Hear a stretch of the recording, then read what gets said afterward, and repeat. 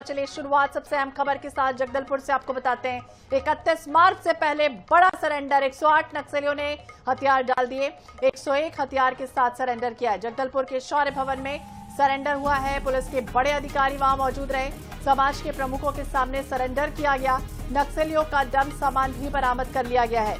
44 महिला और 64 पुरुष नक्सलियों ने सरेंडर किया है। सभी नक्सलियों पर 3 करोड़ 29 लाख रुपयों का इनाम घोषित था। नक्सलियों से 1 करोड़ 64 लाख रुपए का सोना भी बरामद किया गया है। तो बस्तर में 1 किलोग्राम गोल्ड के साथ 108 नक्सलियों का सरेंडर हुआ है। 3 करोड़ से ज्यादा कैश, 101 हथियार डाले हैं। रेड कारपेट बिछाकर बाकायदा स्वागत उन तमाम नक्सलियों का किया गया। 6 करोड़ के नामी नक्सली भी बताए गए हैं। छत्तीसगढ़ में बस्तर के संभागीय मुख्यालय जिसे जगदलपुर कहा जाता है और ऐसे में 108 नक्सलियों ने यहां सरेंडर किया। पुलिस अधिकारियों ने इनके लिए बाकायदा रेड कारपेट बिछाया था और नक्सली अपने साथ जंगल से 1 करोड़ से ज्यादा का सोना, 3 करोड़ 61 लाख कैश, 101 हथियार भी साथ लेकर आए, जो बाकायदा पुलिस को सौंप दिया गया। तस्वीर देखिए सबसे पहले सामने आई है। जिस तरह से डंप अब तक का सबसे बड़ा इसे माना जा रहा हथियारों का एक जखीरा है, जिसमें AK-47, 10 INSAS rifle, 5 SLR rifle, 4 MG rifle, 20 नग 303 राइफल, BGM लॉन्चर, ये तमाम टेक्नोलॉजी से जो लैस हथियार हैं वो देखिए बरामद किए गए हैं। सरकार की नीतियों का इन्हें बाकायदा जो पूरा लाभ है वो दिया जाएगा। पुलिस लगातार अपील भी कर रही है कि जो बाकी बचे हुए नक्सली हैं वो भी जल्द से जल्द समय रहते सरेंडर कर दें।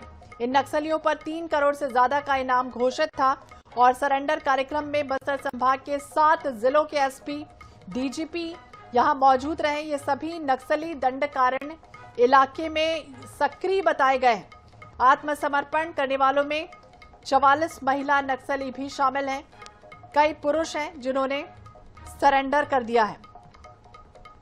तो हाल ही में गृह मंत्री ने भी कहा था विधानसभा में, आपको याद होगा, जब बस्तर क्षेत्र में तैनात अधिकांश केंद्रीय बलों को 31 मार्च 2027 तक वापस बुला लिया जाएगा। राज्य में सशस्त्र नक्सलवाद को खत्म करने के लिए जो डेडलाइन 31 तारीख यानी कि 31 मार्च 2026 जो तय की गई थी केंद्रीय गृह मंत्री अमित शाह के द्वारा, उसके बाद अब वो तारीख जैसे जैसे नजदीक आ रही है, ये तमाम जो ऑपरेशन है वो एक के बाद एक सफल हो रहा है। दूसरी तरफ जो सरेंडर है वो भी नक्सली कर रहा है।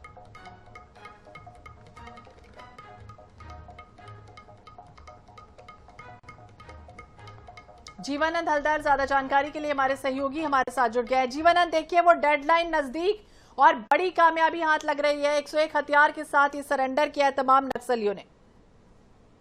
जी, निश्चित रूप से 31 मार्च के महज 20 दिन बाकी है और इसी बीच में इतनी बड़ी सिलेंडर होना कहीं ना कहीं बस्तर के लिए एक बहुत खुश की बात है, क्योंकि इससे पहले जो गृह मंत्री अमित शाह जी ने जो डेडलाइन दिया था 31 मार्च 2026 तक के जो पूरे भारत से नक्सल मुक्त करने की जो घोषणा की थी, जो ऐलान किया था, वो कहीं ना कहीं उस सवालों का नजर आ रहा है। और यही वजह है कि आज जो है 108 यानी 44 महिला समेत 108 माओवादियों ने अपनी मुख्यधारा में लौटी है। और ये संदेश, ये साफ तौर पर संदेश ये है कि आप लगभग जो बस्तर के जो 6 जिले के जो नक्सली वो कहीं कि समाप्त किया और कगार में है। आज ये जो समर्पण का जो कार्यक्रम ये जगदलपुर के शौर्य भवन में किया गया, जहाँ के जो छत्तीसगढ़ के DGP अरुणदेव गौतम जो मौजूद थे, साथ में जो CRPF DG, CRPF IG और ITBP तमाम जो वो 6 जिले के SP वो मौजूद थे और उन्हीं के सामने में ही इस प्रकार की जो समर्पण किया गया है। और इस समर्पण में सबसे जो खास बात यह है कि बड़ी डंप यानी 101 स्वचालित हथियार बरामद किया गया। साथ ही जो नक्सलियों जो लेवी वसूली करते थे, जो पैसा वसूली होता था, उनमें से करीबन 3.61 करोड़ रुपया उन्हें बरामद किया गया। साथ ही 1 किलो सोना यानी ये कहा जाए लगभग 5 करोड़ की जो राशि है वो पुलिस ने बरामद किया है।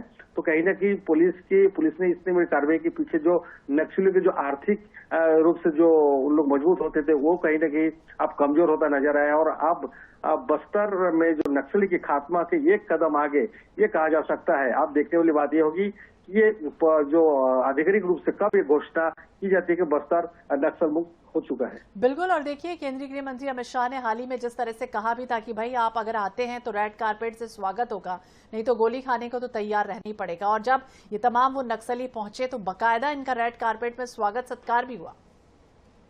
जी, निश्चित रूप से देखिए, जो सरकार ने जो इस पुनर्वास के तहत जिसमें जो ऐलान किया गया है, तो कहीं ना कहीं वो नजर आ रहा है। सरकार ने सबसे पहले ये ऐलान किया गया था कि जो भी नक्सली मुख्य धारा में जुड़ेंगे, उन्हें सरकार की ओर से जो तमाम योजना का लाभ उन्हें मिलेगा।